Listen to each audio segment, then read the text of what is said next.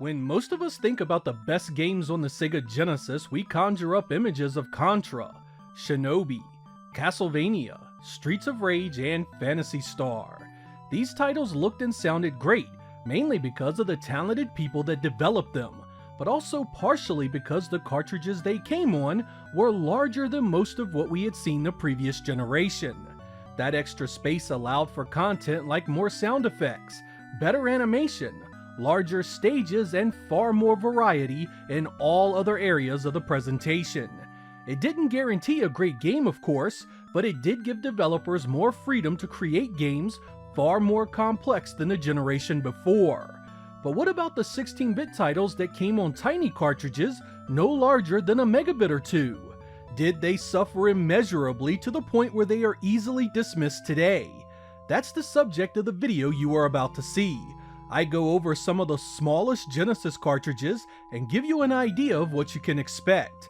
All these games tended to be simple in design, but that didn't mean they weren't without their appeal. We've got over 20 titles to go over, so let's get started.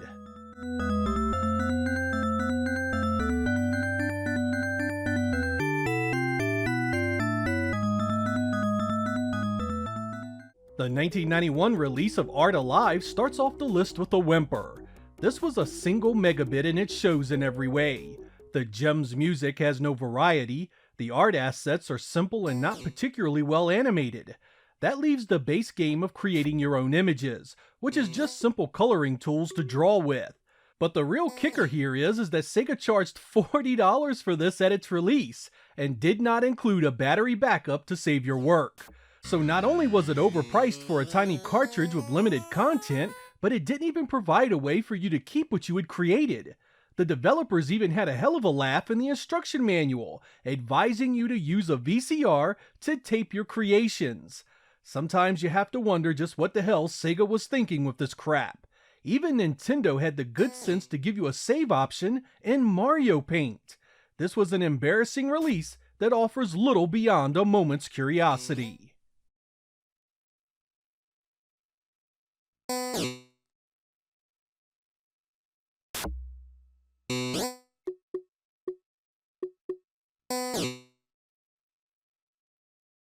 '91 also brought us the Electronic Arts published Blockout, a Tetris clone with one big difference: you play it in 3D.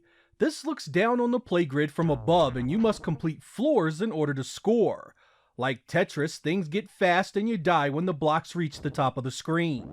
It takes quite some getting used to because you rotate and spin the pieces completely in 3D as well, so the difficulty is high right from the get-go. Fortunately, each floor is color-coded to help you distinguish the three-dimensional depth. This was also a 1 megabit cartridge, so the single-screen visuals never change and there's no real music to speak of. But what it lacks in visual and sound variety, it makes up for in a gameplay model that is actually incredibly interesting. Unlike other falling block ripoffs, this actually feels distinctly different from the standard Tetris formula. It's a formula that itself has been ripped off countless times since, but I still find it quite playable.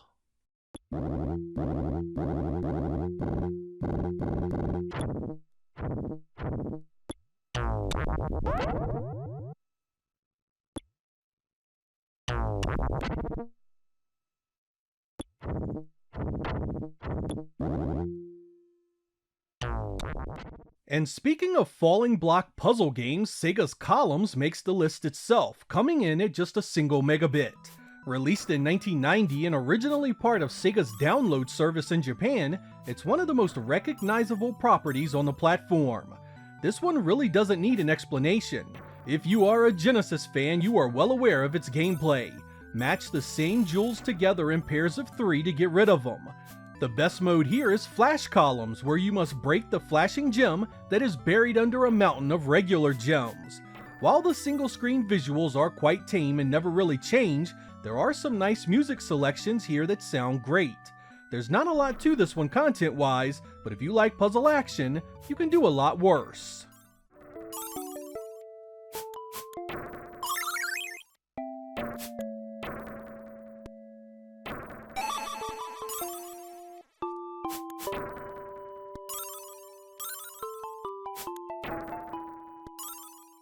Fatal Labyrinth also began life in Japan in 1990 as a downloadable game for Sega's modem service. Developed internally by Sega CS, this is a turn-based RPG that appears to be a standard adventure title. But every move you make is a turn. Move a block, it's a turn. Attack, it's a turn.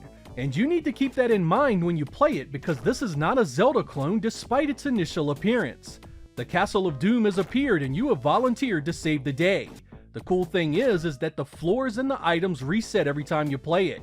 No two games will ever be the same. If you can get used to the way it plays, that actually makes for a great setup because it breaks free of the usual RPG restrictions of the same content over and over. I've had games where I have found great weapons and armor really fast, and I've had games where I was poisoned instantly, surrounded by enemies, and killed in seconds. Of course, since it was a downloadable game in 1990, it was tiny and the sound and visuals do not have much in the way of variety. When this was brought west, Sega dumped it on a 1 megabit cartridge and sold it for $40. A tad overpriced, but give it a chance and it might surprise you.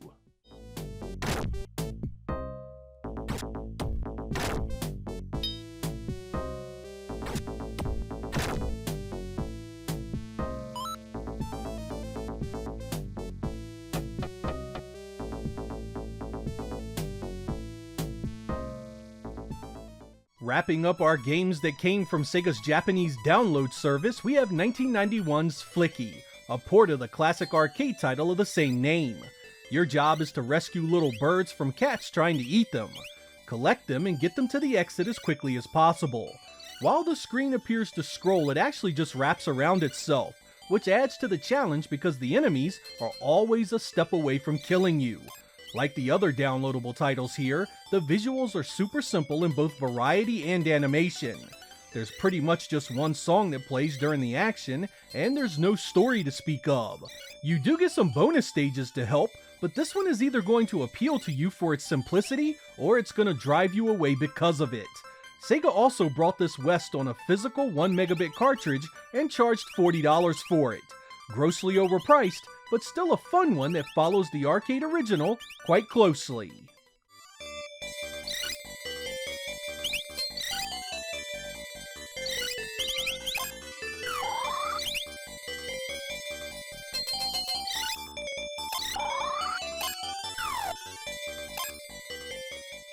In 1990, Accolade released an unlicensed Genesis game called Ishido: The Way of Stones, a puzzle board game where you match pieces of various colors and shapes.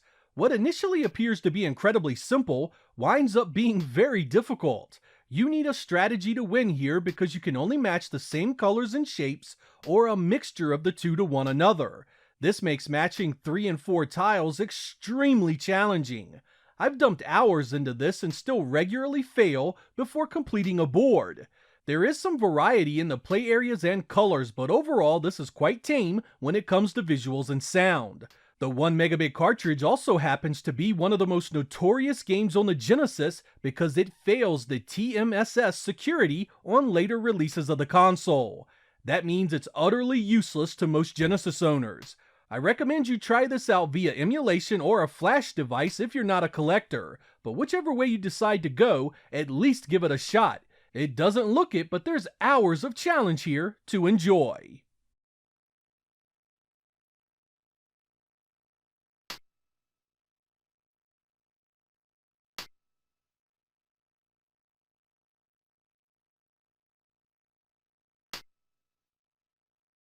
In 1991, Tengen released Miss Pac-Man for the Genesis. This coming on a 1 megabit cartridge should come as no surprise. It's a simple game with not a lot of music, and the single screen visuals only really change up color palettes. But this manages to do quite a bit with a very limited amount of space. You can use a speed boost, change mazes to some pretty wacky layouts, and it still manages to retain the cinematics. The gameplay definitely feels different, but this one is still fun if you enjoyed any of the other renditions of this famous franchise.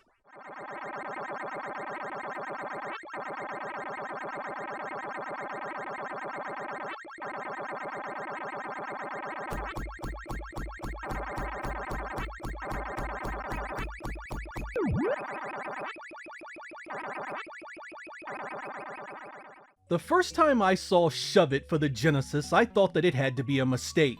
Surely this was the Master System version screens. I mean, it looks nothing like the usual quality the Genesis was known for. Coming in at a single megabit, 16-bit games do not get any simpler than this. It was released in 1990 and developed by NCS, and the subtitle says it all: The Warehouse Game. Yep, you are pushing boxes in this one, and the only thing you need to worry about is getting each one to the designated spot. You can't pull the boxes, so you have to get creative with how you push them around, and believe it or not, it can pass a few hours while you try and finish it. That 1 megabit of space is used for some very simple visuals, a song or two, and a single cinematic in between the levels. If you are looking for excitement, you won't find it here, but it's not a throwaway either. Puzzle fans may find a lot to like about it.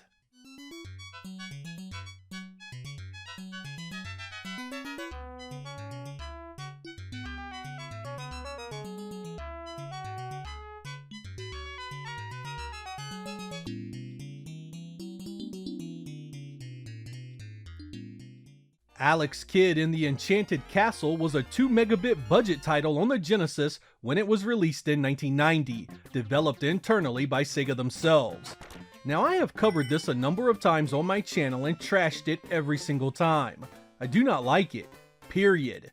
So instead of retreading the same path, let me just describe to you what that 2 megabits of space is gonna get you.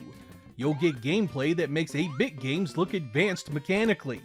Very simple animation adorns every aspect of the presentation. Your punch and jump are little more than 2 frames playing out. The same goes for the enemies. You do get a handful of simple tunes to listen to, but outside of that, this is about as bare bones as early Sega-made Genesis games get. There are some out there that appreciate these simplistic charms, but of that early batch of releases, it was my least favorite by a mile.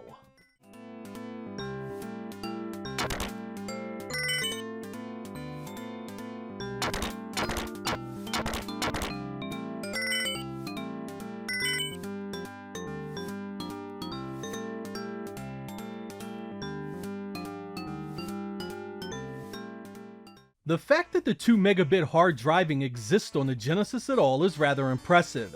As you know, this is brute force polygon rendering, and it is at the very least playable. But it's also ugly. The low frame rate and simple models are rough, and going back to this is much harder than the traditional 2D presentation the Genesis is known for. That leaves this one for those that enjoyed the arcade original on which it's based. If you found the simple mechanics and stunts appealing there, much of that is still here, just a bit more unattractive. There was a sequel in the way of race driving a few years later that expanded on its content quite a bit, so look for it there as well.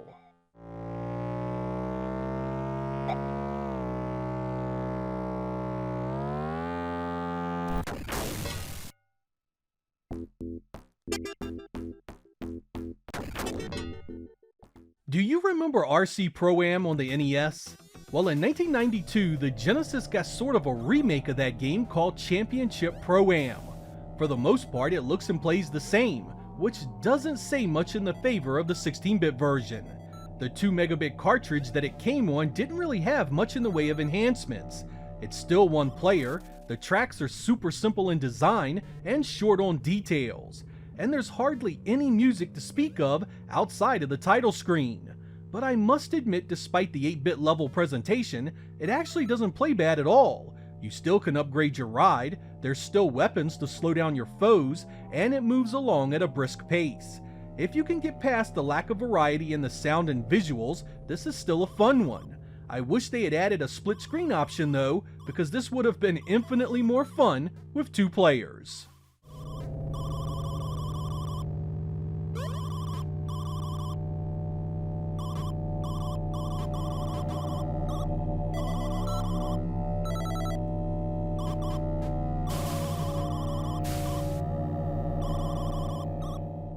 Old Clax here was ported to just about everything back then, and pretty much on everything it came on a tiny cartridge of no more than a meg or two.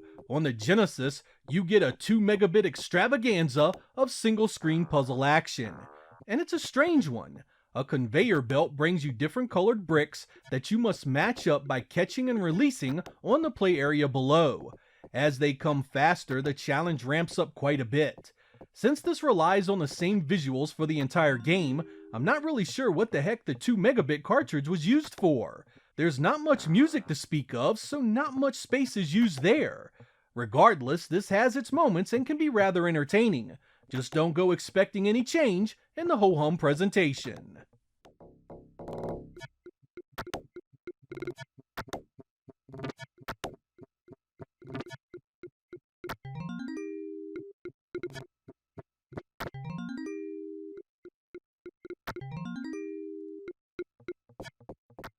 In late 1994, the Genesis got Pack Attack, a 2 megabit puzzle game based on the Namco Classic franchise. This was a weird one because it was so late in the life of the Genesis and still came on such a small cartridge. It only has a handful of songs for each of the modes, and the visuals are of course the same single screen repetition you're seeing right now. But like most puzzle games, the draw here is the gameplay, and I must admit it ain't bad. The idea here is to play it as a mix of Tetris and Pac-Man, and it actually works. You still need to complete lines, but you must also now use Pac-Man to get rid of those pesky ghosts. If you miss a few, they remain trapped between layers and become difficult to clear out. This does make for an interesting time, particularly the puzzle mode that gives you certain scenarios to clear. You never would have guessed it, but this is one mashup worth a look.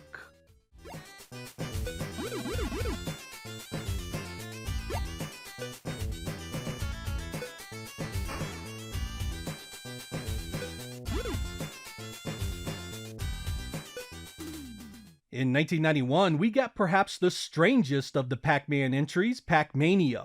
This was also a 2 megabit cartridge, and it takes the tried and true formula seen in the arcade and turns it into what the game calls 3D.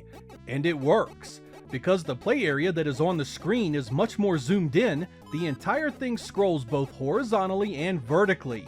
This would make you think the gameplay would break, because you can't see the oncoming ghost, but this adds a jump to the mechanics to compensate. It very much makes Pac-Man feel different, and I enjoyed it quite a bit. The play areas have a fair bit of variety for such a small game, and there's more music and sound effects than you'd expect. I don't know, if you hate Pac-Man, this probably won't change that, but if you enjoyed the classic, this new view may just reignite your love for it.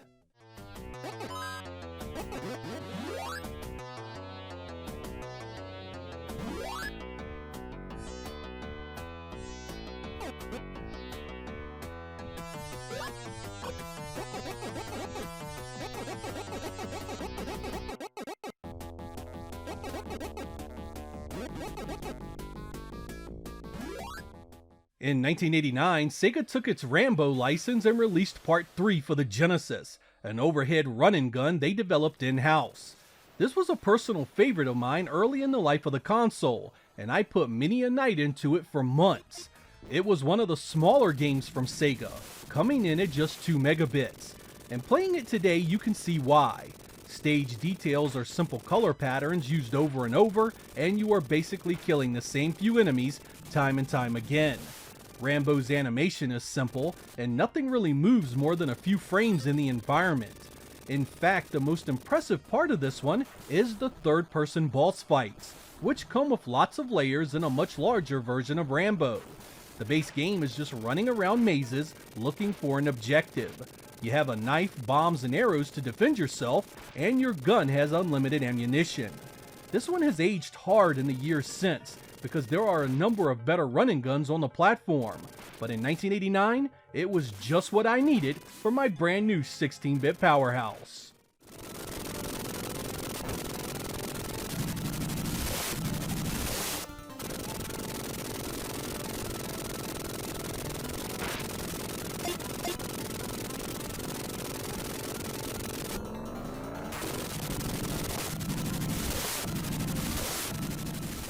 Space Invaders 91 is one of the few titles in this episode where its 2 megabits is seen as a huge upgrade over the original source material. Here you get a fair bit of music, new animations, new power-ups, and new enemies. It updates the original arcade quite a bit and is pretty fun for it. The core setup mostly remains the same. Enemies are attacking you from above and you must destroy each wave to move on to the next level. These enemies are quite a bit more varied than before, both in looks and their weapons. If you enjoyed the original arcade all those years ago, I do recommend this one. The new look, the new sounds, and the additional gameplay enhancements make for a good evening's worth of fun. The only thing missing is a 2-player mode, which should have been a given for hardware as powerful as the Genesis.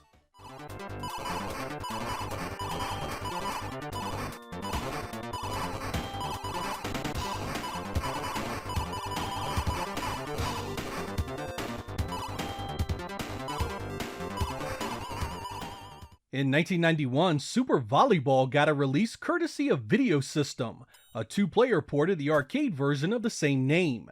And you guessed it, another 2 megabit cartridge as well.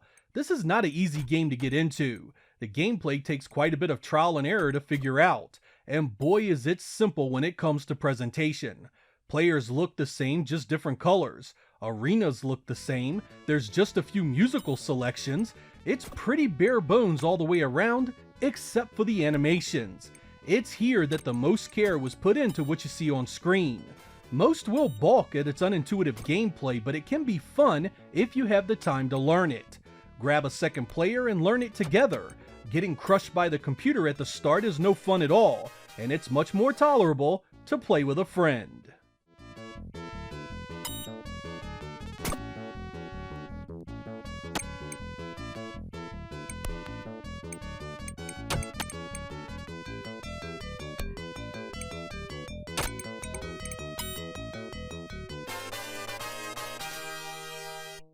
(1992) saw Tecmo World Cup, a soccer game that was just 2 megabits in size, and it shows in both the available options and the presentation. But for someone that doesn't follow the sport, I actually enjoyed the simplicity. The 2-button interface is just for passing and shooting, so there's nothing complicated here to learn. Of course, for those of you that love the sport and want lots of modes, options, and gameplay mechanics, this one is likely shallow as a puddle.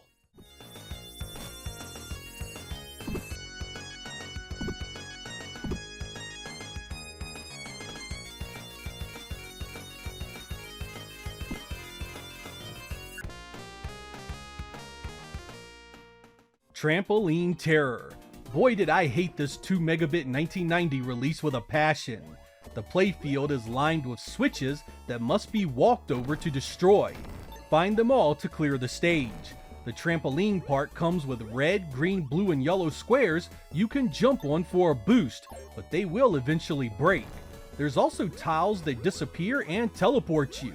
There are items called P-balls on the map that can be used as weapons against the enemies.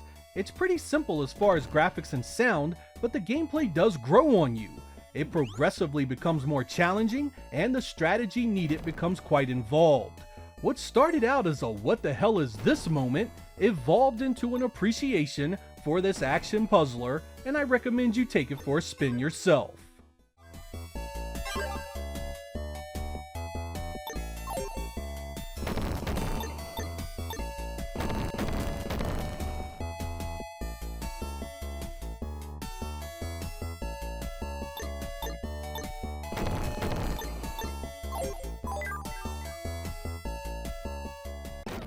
(1991) was the year the Genesis saw Ultimate Kicks, a port of Taito's arcade original. This came on a 2 megabit cartridge as well, and like most of the other titles we've gone over, the presentation is super simple. The single screen play area is occupied by only a handful of small sprites and only one major enemy. Outside of the sound effects, there is also no real music to speak of. That leaves the gameplay as the only real source of content here, and fortunately, it is a fun and unique action puzzler. The goal is to rope off sections of the play area without the enemy hitting you. Take back most of the map and you win. While it sounds easy, this one can be quite difficult. The backgrounds do change up as you get to new stages, but they are never complicated, and the only animation you see is the enemies themselves. I like it though, and I think it could be one of the better games in this episode, just based on its unusual premise alone.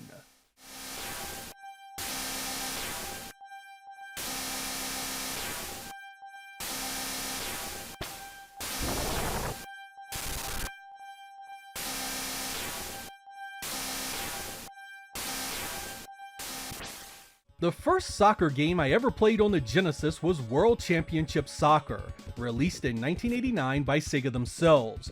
You think Tecmo's game was simple? Boy, you really need to see this one. Looking down on the action, the players have little in the way of animation. You see some little legs pop out on slides and kicks, but nothing much more than that. There's 2 or 3 songs here that play at various times, and the content only has a few modes to play. Again, the simple gameplay actually appeals to me because I'm not into teams, stats, and lots of buttons for different actions. Basically, you have a shoot and slide button and a couple of pass options, making for a game that is very easy to pick up and play.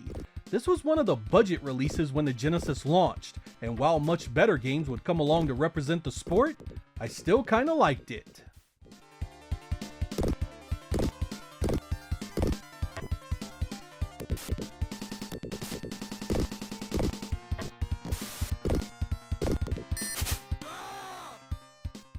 In 1990, we got one of the most irritating games I have ever played on the Genesis, Zoom. This was a port of the Amiga original, starring well, I have no clue what the hell this thing is, honestly, but your job is to encircle the grid you're on while avoiding enemies and collecting items. It isn't an awful game, but the near constant "come on boy" voice that plays really becomes grating. The ideal way to play this is to score more squares in a score so you don't hear the "come on boy" crap quite as often, but you still get it more than you want. There is a 2-player game with a few different options, but I really wish it didn't have that digitized voice. At just 2 megabits, maybe it could have been an additional enemy sprite or something a little less irritating.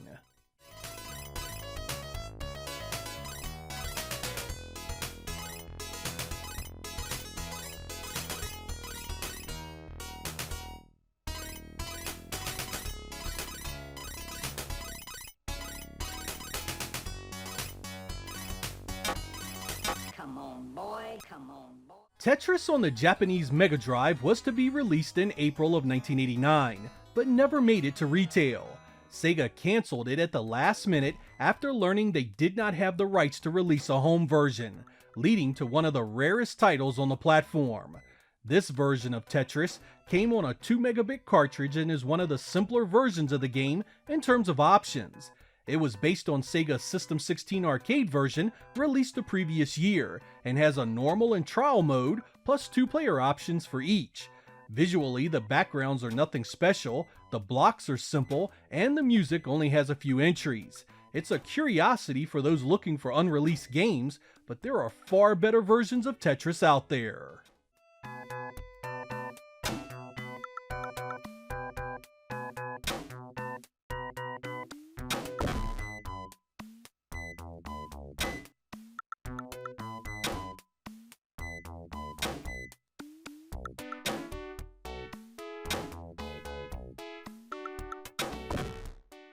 Our final game is the Namco-developed Ball Jacks, released in 1993.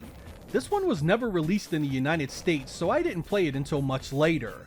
And I really wanted to like it, but man is it hard to play. The idea is to use your robot to grab balls from your opponent's conveyor belt, and keep them on your own.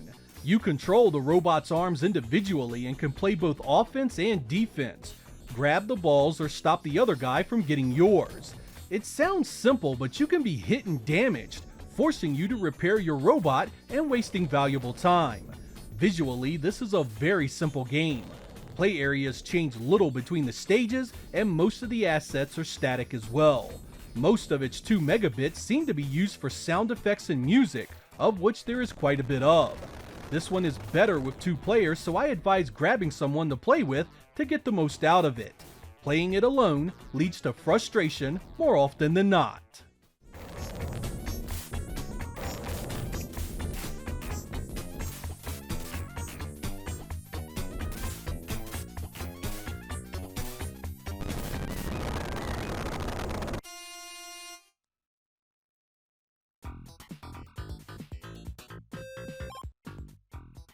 So what's the takeaway here? Are these 1 and 2 megabit cartridges worthless to a modern gamer because of their prosaic presentation and simple mechanics? I don't believe so. While these will never win any awards for being some of the better games on the Genesis, a number of them have gameplay that holds up well enough to still be a good time. While the size of the cartridge certainly could matter in terms of content and complexity, the quality of a developer was still far more important. A good team of programmers can take very little space and still make something interesting, and I believe a number of these still qualify. On the flip side, a large game does not equal a great game. There are 32 megabit titles on the Genesis that are just awful, despite being loaded with digitized images, lots of motion captured animation, and tons of voices and musical scores. I'd also like to remind you that just because a game is listed as 1 or 2 megabits, that's just the size of the ROM chip itself. The game program on those chips can take up even less space than is available, which I think may be the case with many of these titles. Games like Flicky almost certainly use much less than the 1 megabit they were burned on. It's also interesting to see how certain games advanced thanks to the larger cartridges giving a good developer more space to work with.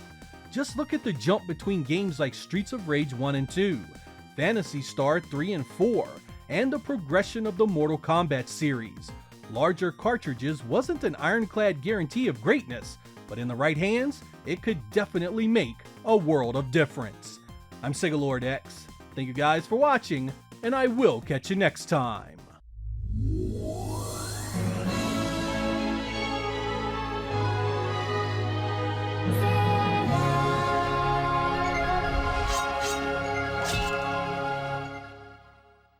Back in the 8-bit days, I didn't pay much attention to the size of cartridges. Heck, I didn't even know what a megabit was at the time.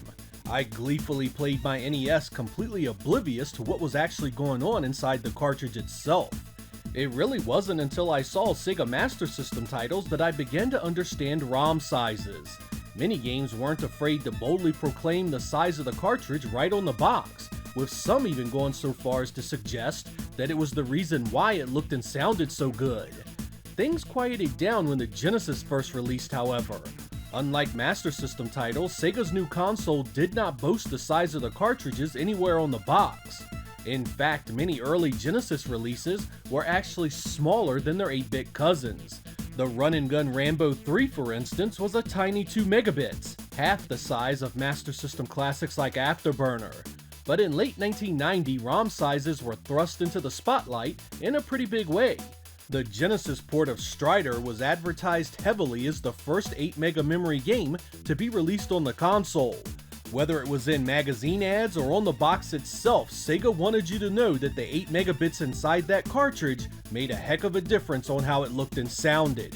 It was right around here that I really began to pay closer attention to the size of 16-bit cartridges. And in this episode, we are gonna go over the largest officially licensed games for the Sega Genesis.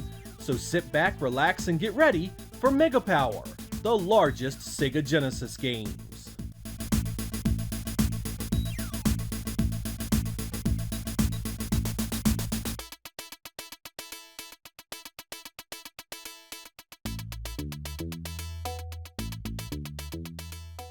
In 1994, when NBA Jam showed up on the Genesis, it came on a modest 16 megabit cartridge.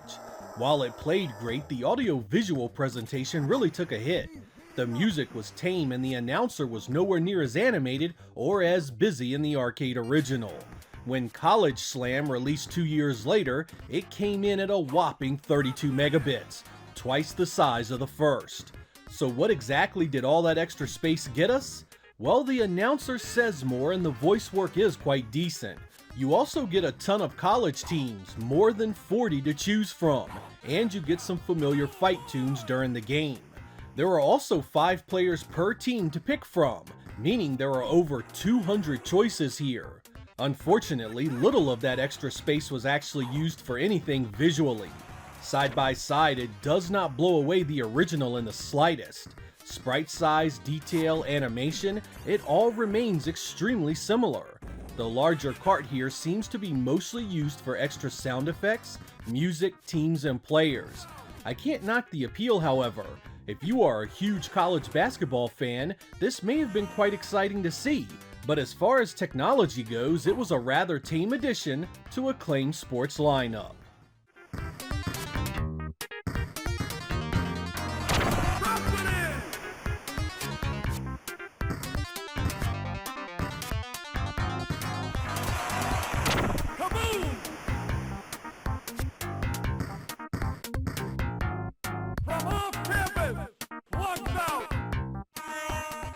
The fact that Duke Nukem 3D exists at all on the Genesis is a miracle, but the fine folks at Tectoy made it happen on a 32 megabit cartridge. And while it's far from silky smooth, you still have to admire the giant sack on these guys for even trying it. But why exactly it needed a 32 megabit cartridge is beyond me. Limited sprites, animation, music, and color all lead to one hell of a question mark. It's not even the entire game of Duke Nukem 3D, it's just the second episode that has been cut back incredibly. To really hit home what I mean, Doom on the 32X came in on a 24 megabit cartridge. I still get a kick out of seeing this one though. It makes you wonder just what this team could have done with a bigger budget. If you've never tried it, it's definitely worth a trip for curiosity's sake.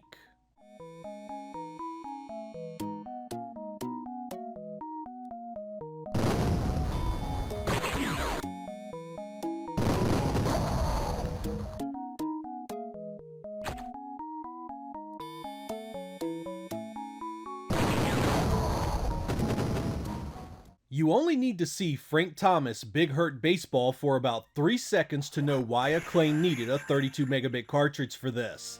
The digitized animation approaches CD-ROM quality, and there are digitized samples for play calling and crowd noise. There are numerous batting stances and swing animations, and even the outfield players have excellent movement. All these animations and sound samples add up quickly on the Genesis, so cart size is no surprise at all. In fact, I think it's kinda cool to see this. It shows that in the right hands, 32 megabits could give you damn near a Sega CD-like experience, making you wonder, did Sega pursue the right path? Had they focused on what was inside their cartridges, we may have never needed their add-on devices.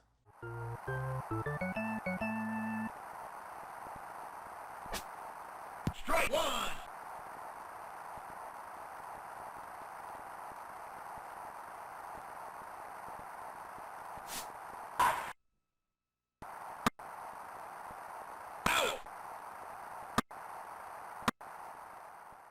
I have always been enamored with the Lost World Jurassic Park. Not only is it a super late release appearing in the summer of 1997, but it's also 32 megabits of some of the most impressive visual effects you'll ever see on the Genesis. No question the extra cartridge space is taken up by the different engines at work here. The bulk of what you play is a top-down run and gun with lots of exploration, but there also are a bunch of other parts that really spice up the presentation. No kidding, some of this stuff could pass for early Saturn and PlayStation footage. More space to work gave developers more freedom to try new things, and the Lost World definitely benefited in regards to variety. She's a beauty and well worth checking out.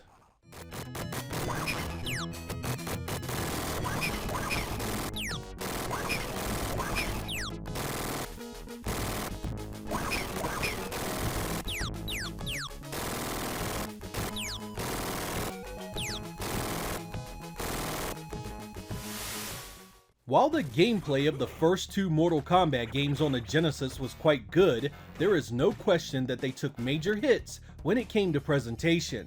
Not only was the animation cut heavily, but so were the sound effects. Thankfully, when Mortal Kombat 3 showed up, it landed on a 32 megabit cartridge, and man did it make a world of difference. So much so that Williams even made a big deal about it right on the back of the box. Unlike previous games in the series, you got more animation, more speech, more characters, more everything. In fact, this ended up being an excellent port and every bit as good as the Super Nintendo release, sans a few extra colors. I have always maintained that Acclaim made a massive mistake releasing the original games on such small cartridges. I believe they would have sold even better had they been closer to the arcade versions on which they were based. Fight.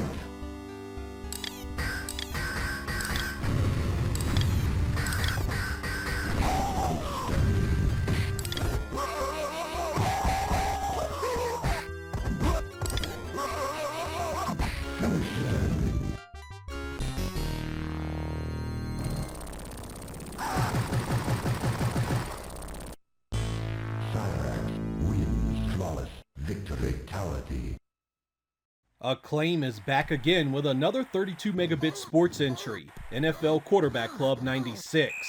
Loaded with solid animations and some crystal clear speech, I can see why this one would need a decent amount of space.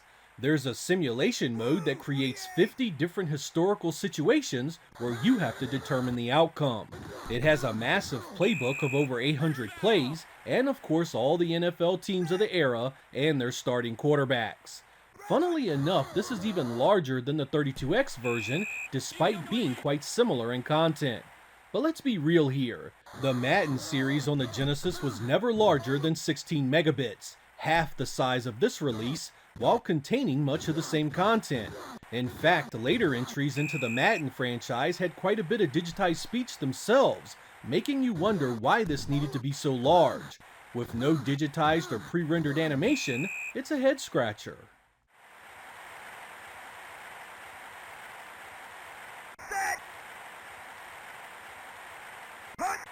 Flag 28! Hunt!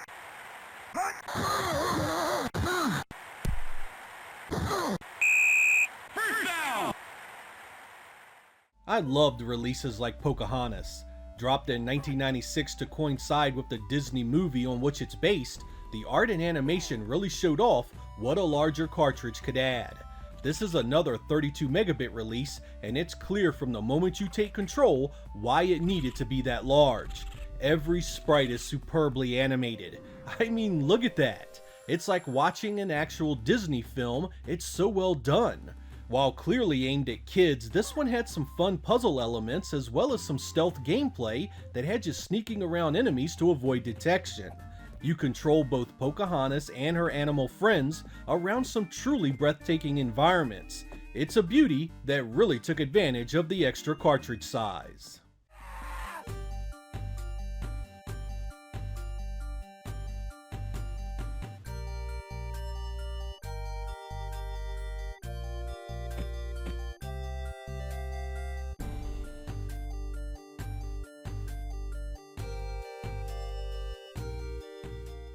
If you have been with me long enough, you know I am not a fan of any version of Revolution X.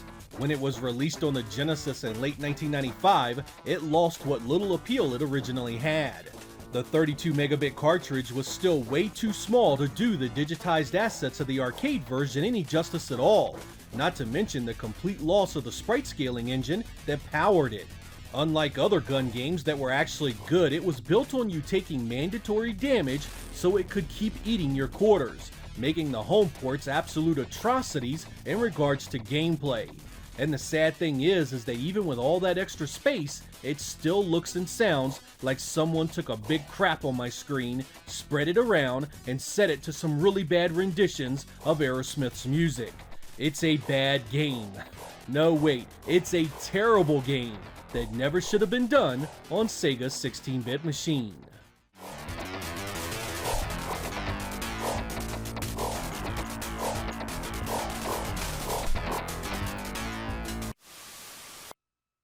If you're watching this, then they've taken over. 1994 Saturday Night Slam Masters was 32 megs as well, and seeing how it uses huge, well-animated sprites, it's no wonder it was so large. Most Capcom developed titles on the Genesis were pretty large to begin with, since the arcade versions tended to be hundreds of megabits themselves. There's a fair number of wrestlers with different movesets, a busy crowd, and extras like cool ring entrances. I like this one and recommend it highly to fans of both the wrestling and fighting genres.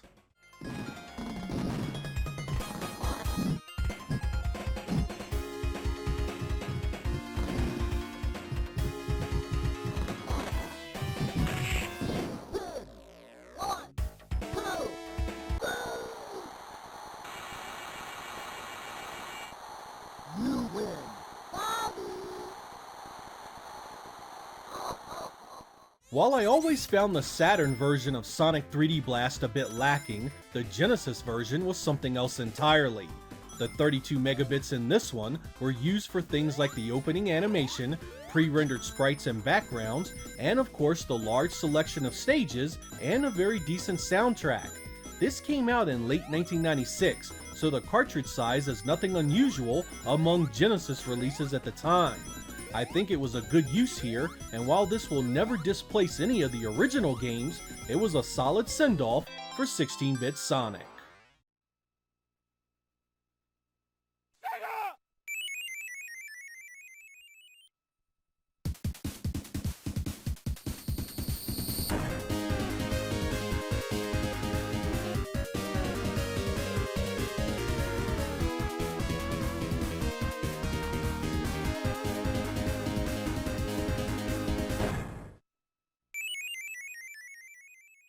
(1995's Tough Man contest was 32 megabits of boxing action.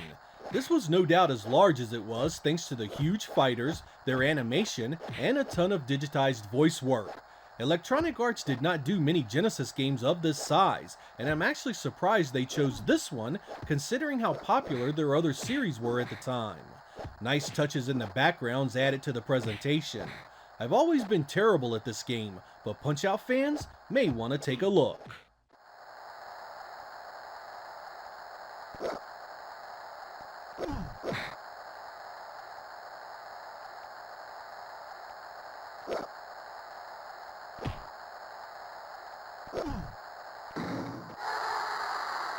One, two, three. Much like The Lost World, Toy Story's 32 megabits seems to have gone into the variety of assets it has and its many game engines. Aside from the pre-rendered two-dimensional side-scrolling stages, you also get a first-person segment, a forward-scrolling vehicle-based engine, overhead vehicle areas, and a fair amount of digitized artwork and sound effects. Just a few minutes of footage and it's clear why it's a 32 megabit monster. Hell, some of the animation is so good, you kinda have to admire they fit it all onto one cartridge in 1995. Traveler's Tales had some ups and downs in the 16-bit generation, but as far as programming wizardry, I think they deserve a ton of respect.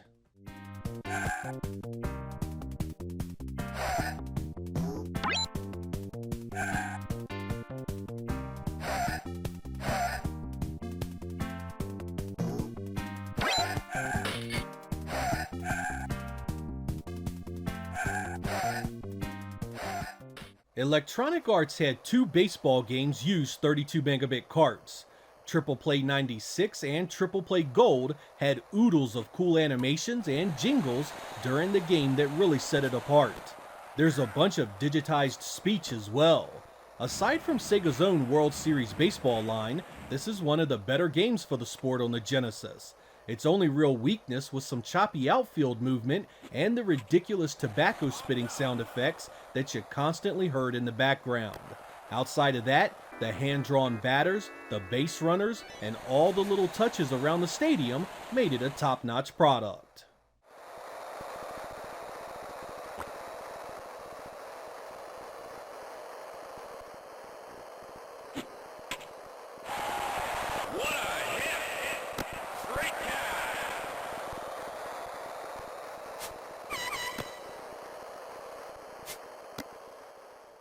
While I had some pretty high praise for Mortal Kombat 3 earlier, I'm a bit less impressed with the follow-up, Ultimate Mortal Kombat 3.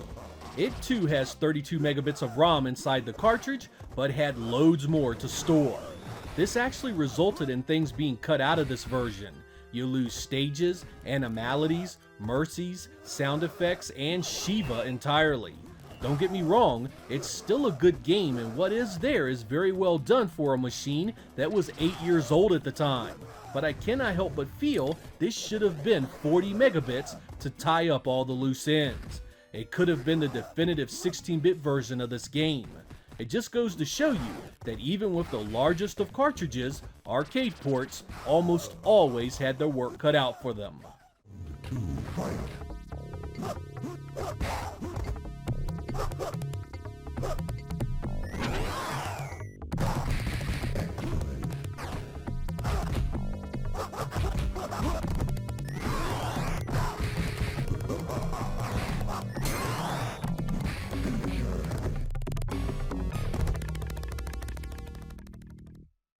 In late 1996, Sega pulled out Virtua Fighter 2 for a Genesis conversion.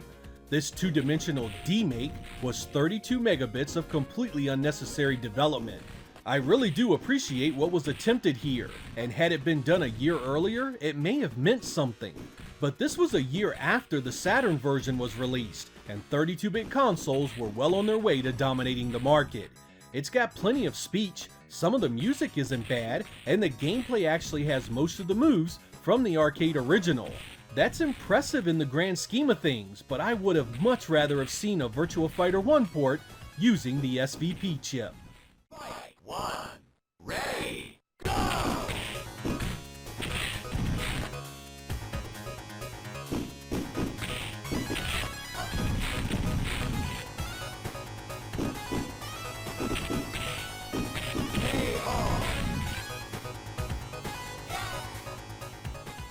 Like the Mortal Kombat 3 entries here, WWF WrestleMania the arcade game was a tour de force of digitized images, animation, and voice work. It's pretty easy to see why it's 32 megabits.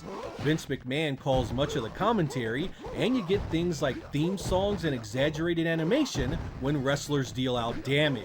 The Genesis version is the same size as the 32X release, and the two side by side are extremely similar. That's a win for the Genesis in my book, making this a fine addition to your 16-bit library.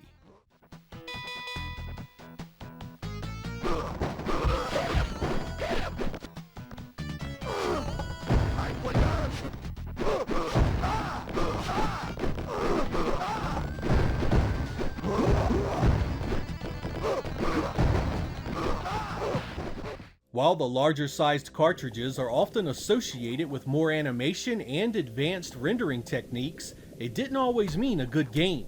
Experts by Sega is a prime example of this. This spin-off from the Eternal Champions universe is a 32 megabit mess start to finish. It has some great pre-rendered sprite work, but everything is downhill from there. The gameplay is stiff and difficult to enjoy. The stages are repetitive, and perhaps worst of all, Sega had the nerve to charge $70 for this garbage at its release in mid-1996. There is often a lot of blame chucked around for Sega's demise in the home hardware market, but the quality of software like this certainly didn't help things. One of the fastest ways to run off your fan base is to give them stuff they don't want, and Sega did just that with this piece of garbage.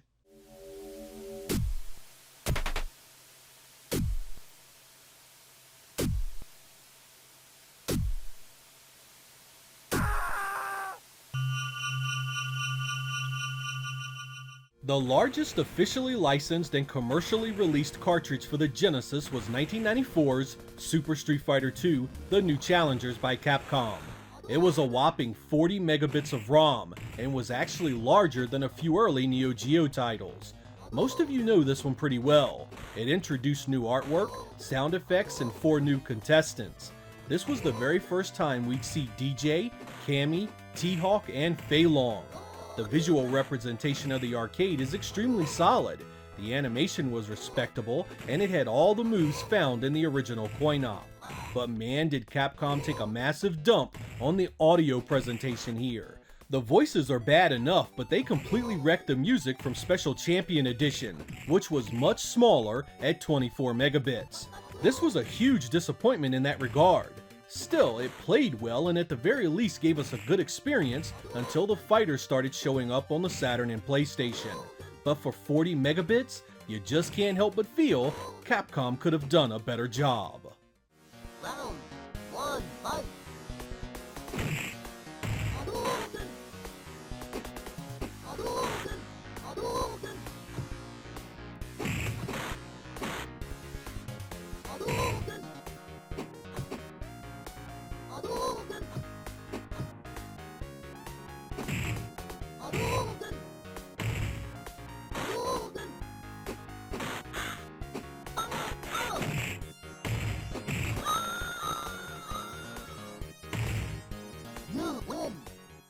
The takeaway about 16-bit cartridge size is twofold, I think. While it's certainly true a larger cartridge could bring some pretty neat things like lots of animation, pre-rendered assets, and digitized sounds and music, none of that equaled a good game. Developer skill was always the most important factor in software creation. While the Madden football franchise grew to be 16 megabits in size, my favorite is still the original, which was just a mere 4 megs. There are also numerous early Genesis titles that were tiny cartridges that I thought had some great visuals. eSWAT was just 4 megabits, Ghouls and Ghosts was just 5, and even the mighty Phantasy Star II and its massive adventure was a mere 6 megabits of ROM. Heck, even my favorite game on the Genesis of all time came in at a modest 8 megabits. There is no question that the jump in size benefited many games, however. While I adored the original Streets of Rage and its 4 megabit presentation, when Streets of Rage 2 showed up at 16 megs, hot damn did it make a difference. I think games that were developed from the ground up on the Genesis hardware benefited the most from cartridge size increases. There was almost always a big jump in quality across the board. Make no mistake though, trying to port a Capcom arcade title like The Punisher to just 16 megabits certainly had its downside, and Sunset Riders ended up being a shadow of the arcade original in its ridiculous 4 megabit prison. There are also a number of modern unlicensed games that have shattered Super Street Fighter II's 40 meg count by quite a bit. For those of you curious about the smallest commercially released cartridges for the Genesis, that honor belonged to stuff like Columns and Flicky, both coming in at only a single megabit. That's pretty wild when you consider there were quite a few Sega Master System titles far larger. If you want to know the cartridge sizes of your favorite games, simply download the unmodified ROM and unzip it. It's always interesting to see just how large those old games actually were. I'm Sega Lord X. Thank you guys for watching, and I will catch you next time.